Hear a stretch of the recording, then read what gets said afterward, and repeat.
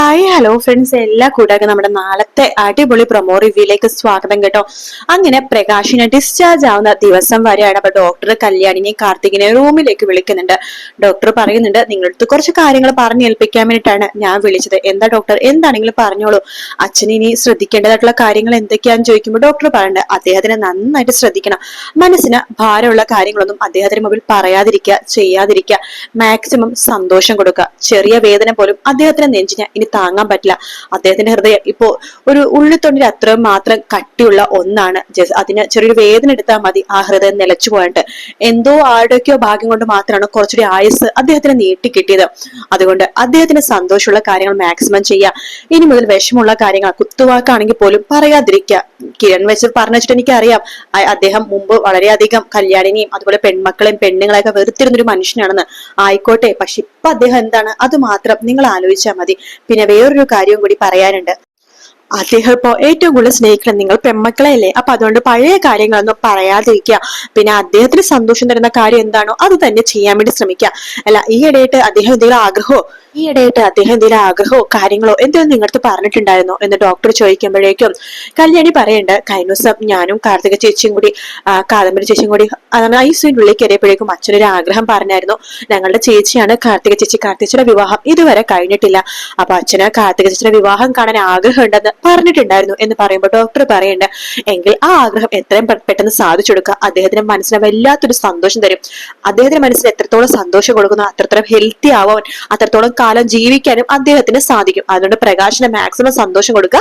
പിന്നെ ഈ പറഞ്ഞ കുട്ടിയുടെ വിവാഹം എത്രയും പെട്ടെന്ന് നടത്തി കൊടുക്കുക. നല്ലൊരു ബന്ധം കണ്ടെത്തിയെങ്കിൽ അത് എത്രയും പെട്ടെന്ന് നടത്തി കൊടുക്കുക. അച്ഛൻ തന്നെ കൈപിടിച്ച് മോളെ ഏൽപ്പിക്കട്ടെ എന്നൊക്കെ പറയാണ്. അതേ ഡോക്ടർ, ഞങ്ങളും അങ്ങനെ തന്നെയാ വിചാരിക്കുന്നത്. ചേച്ചി സമ്മതിക്കാത്തതിന്റെ കുഴപ്പം മാത്രമേ ഉള്ളൂ. എന്തുകൊണ്ടാ സമ്മതിക്കാത്തത്? അച്ഛനെ വേണ്ടല്ലേ? അല്ല, നിങ്ങൾക്കും നാളെ സമയത്ത് നല്ലതാ. ഒരു കുടുംബം കുട്ടികളൊക്കെ നിങ്ങളും ആഗ്രഹിക്കുന്നില്ലേ എന്നൊക്കെ ഡോക്ടർ പറയാണ്. കാർത്തികയ്ക്ക് സമ്മതം അല്ലെങ്കിൽ പോലും ചിരിച്ച് സമ്മതിക്കുന്നുണ്ട്. തിരിച്ച് വീട്ടിലെത്തുമ്പോഴേക്കും ദീപയും ലക്ഷ്മിയും ചോദിക്കുന്നുണ്ട് കല്യാണി അടുത്ത്, ഡോക്ടർ എന്താ മക്കളെ പറഞ്ഞത്?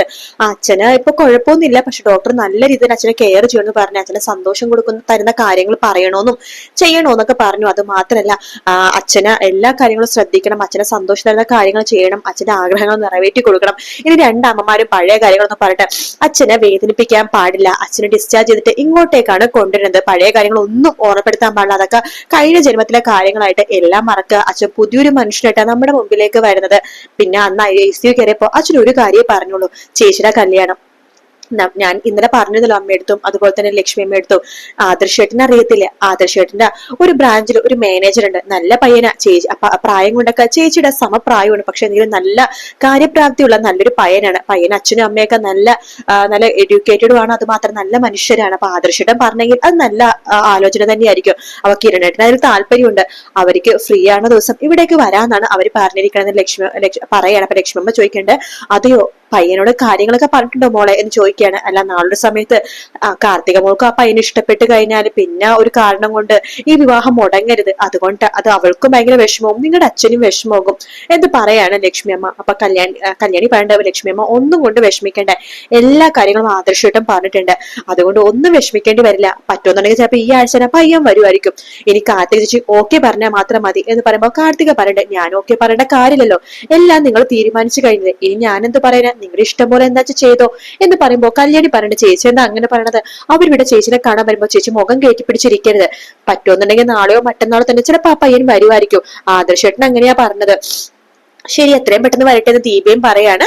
അതേസമയം നമ്മുടെ സരയുവിനാണെങ്കിൽ അഡ്വാൻസ് ആയിട്ട് സാലറിയുടെ പകുതി കിരണവും കല്യാണിയും കൊടുക്കുമ്പോൾ സരയു അത് രണ്ട് കൈ നീട്ടി സ്വീകരിക്കണം. സരിന് ഭയങ്കര സന്തോഷം പോലെ, താൻ അധ്വാനിച്ച പൈസ തനിക്ക് കയ്യിൽ കിട്ടുമ്പോൾ ഒരു സന്തോഷം. അതുകൊണ്ട് തന്നെ സരയു പൊട്ടിക്കരയാണ്. എന്തിനാ സരയു നീ കരയണത് എന്ന് കല്യാണി ചോദിക്കുമ്പോൾ സരയു വേഗം തന്നെ കല്യാണിയുടെ രണ്ട് കൈകളും പിടിക്കാണ്. ശേഷം തന്റെ കണ്ണിൽ ഇങ്ങനെ മുഖത്തിങ്ങനെ ചേർത്ത് പിടിക്കാണ്. ഞാൻ നിന്നെ ഒരുപാട് ദ്രോഹിച്ചിട്ടുണ്ട്, പക്ഷെ നിന്നെ സ്നേഹിക്കാൻ തുടങ്ങിയപ്പോഴാണ് എനിക്ക് ആ ഒരു ഇതൊക്കെ മനസ്സിലായത്. ഇനി ഞാൻ നിന്നെ പോലെ ആവാൻ ശ്രമിക്കും കല്യാണി. മുമ്പ് ഒരുപാട് പേര് നിന്നെ നല്ലതൊക്കെ പറയുമ്പോൾ എനിക്ക് അവരോടൊക്കെ ദേഷ്യമായിരുന്നു. നീ എന്താ ദൈവമകളാണോ എന്നൊക്കെ ഞാൻ വിചാരിച്ചു. പക്ഷെ ഇപ്പൊ എനിക്ക് മനസ്സിലായ കല്യാണി, ശരിയാ, നീ ദൈവപുത്രി തന്നെയാണ്. ദൈവത്തിന്റെ എന്തൊക്കെയോ സ്പർശനം നിനക്ക് കിട്ടിയിട്ടുണ്ട് എന്ന് പറയുമ്പോൾ കിരൺ പറയുന്നുണ്ട്, അത് സരയു പറഞ്ഞ ശരിയാണ്. കാരണം വേറൊന്നല്ല, 10-25 വർഷം അവൾ ഒരുപാട് കഷ്ടപ്പെട്ടിട്ടുണ്ട്. ഭക്ഷണം പോലും കഴിക്കാതെ പശുവിന്റെ പാലൊക്കെ കുടിച്ചിട്ടാണ് അവൾ വയറ് നിറച്ചിരുന്നത്. അപ്പൊ തന്നെ ആലോചിച്ച് നോക്കുക, അവളുടെ കഷ്ടപ്പാട് കണ്ട് ദൈവമാണ് അവൾക്ക് ഇന്നൊരു നല്ലൊരു വരദാനം കൊടുത്തിരിക്കുന്നത്. എന്തായാലും കല്യാണിന്റെ കൂടെ കൂടിയ നല്ലത് മാത്രമേ സംഭവിക്കുള്ളൂ. സരുവിന്റെ നല്ലൊരു കൂട്ടുകാരിയായിരിക്കും കല്യാണി എന്ന് പറയുമ്പോഴേക്കും സരയു പറയണ്ടേ, ഈ പൈസ കൊണ്ട് ഞാൻ ആദ്യമായിട്ട് എന്റെ അമ്മമാർക്കും എന്റെ മോൾക്കും ഒക്കെ ഡ്രസ്സും കാര്യങ്ങളൊക്കെ വാങ്ങിച്ചു കൊടുക്കണം എന്ന് പറയുമ്പോൾ കിരണും കല്യാണിയും പറയണ്ടേ, മോളുടെ കാര്യം ഞങ്ങൾ നോക്കിക്കോളാം സരയു, ഞങ്ങളുടെ കല്ലുമോനെ പോലെ അവളും വളരും, ഞങ്ങളുടെ ഒരു മോളായിട്ട് തന്നെ വളരും, അവളെ കുറിച്ച് ഓർത്ത് നീ വിഷമിക്കണ്ട, നീ നോക്കിക്കോ, അവള് നല്ല അഭിപ്രായങ്ങൾ മാത്രമേ അവളെ കൊണ്ട് നിനക്ക് കേൾക്കുള്ളൂ, അവളെ കുറിച്ച് നല്ല കാര്യങ്ങൾ മാത്രമേ നാട്ടുകാരും അവളുടെ കൂടെ ഇരിക്കുന്നവളും കൂടെ പഠിക്കുന്ന ആൾക്കാരും മിസ്സുമാരും അവളുടെ കൂടെയുള്ളവരൊക്കെ അവളെ കുറിച്ച് നല്ലത് മാത്രമേ പറയുള്ളൂ. ഇത് ഞങ്ങൾ നിനക്ക് തരുന്ന വാക്കാണ്, നിന്റെ മോൾ അത്ര മിടുക്കിയായിട്ട് വളർത്തിയെടുക്കും ഞങ്ങള് എന്നൊക്കെ കിരണും കല്യാണിയും പറയുമ്പോൾ സയുവിന് ഭയങ്കര സന്തോഷമാവാണ്. എന്റെ മോൾ അങ്ങനെ ആവാണെങ്കിൽ അതിൽ കൂടുതൽ സന്തോഷം എനിക്ക് വേറെ ഒന്നുമില്ല. അവള് നല്ലൊരു സ്ത്രീ ആയിട്ട് എനിക്ക് അവന്റെ മുമ്പിൽ കൊണ്ടേ നിർത്തണം. ആ മനോഹറിന്റെ അവള് നല്ലൊരു അവസ്ഥയെ കണ്ടിട്ട് അവന്റെ മുമ്പിൽ കൊണ്ട് നിർത്തണം, അതാണ് എന്റെ പ്രതികാരം എന്നൊക്കെ സരയു പറയാണ്. ശേഷം സരയു നേരെ പോണത് 2-3 ഡ്രസ്സൊക്കെ മേടിച്ച് ഷാരിനെ കാണാൻ വേണ്ടി പോവാണ്. വാതിൽ തുറക്കുന്നത് നമ്മുടെ രൂപയാട്ടോ. ഇതാര് സരയു, കേറി വാന്ന് പറഞ്ഞ് വിളിക്കാണ്.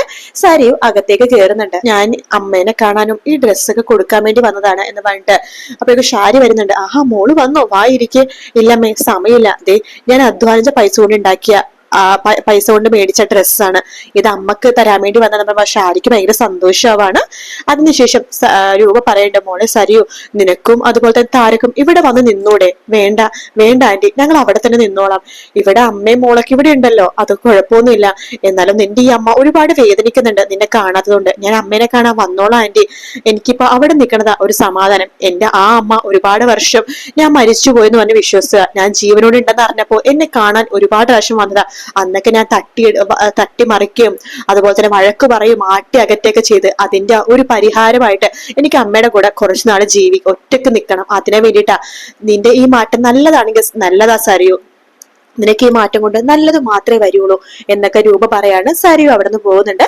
അതേസമയം നമ്മുടെ കാർത്തികയുടെ വരൻ വരുന്നുണ്ട് കേട്ടോ. നമുക്കെല്ലാം പരിചയമുള്ള ഒരു നായകൻ തന്നെയാണ് വരുന്നത്. വീക്കെൻഡ് പ്രൊമോ ഇന്നാണ് വന്നത്. ഞാൻ നേരത്തെ ഇട്ട തമ്മയിലെ ആ പയ്യനാണ് കേട്ടോ വരനായിട്ട് വരുന്നത്. അപ്പൊ അച്ഛനും അമ്മയും പയ്യനും കൂടിയിട്ടാ വരുന്നത്. ഒറ്റ നോട്ടത്തിൽ തന്നെ കാർത്തികനെ അവർക്ക് എല്ലാവർക്കും ഭയങ്കര ഇഷ്ടമാണ്. കാർത്തിക എടുത്ത് ചോദിക്കുമ്പോ കാർത്തികക്കും ആ പയ്യനെ ഇഷ്ടപ്പെടുന്നുണ്ട്.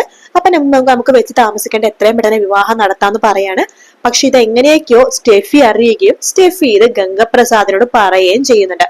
അങ്ങനെ ഗംഗപ്രസാദ് ഈ വിവാഹം മുടക്കാൻ വേണ്ടിട്ട് ആ പയ്യനെ നല്ല വർത്താനം പറയാൻ വേണ്ടി തന്നെ ആ പയ്യനെ കാണാൻ വേണ്ടി പോകാൻ വേണ്ടി എങ്ങനെയോ ജയിലിൽ ചാടി എത്തുന്നുണ്ട് കേട്ടോ ഗംഗപ്രസാദ്.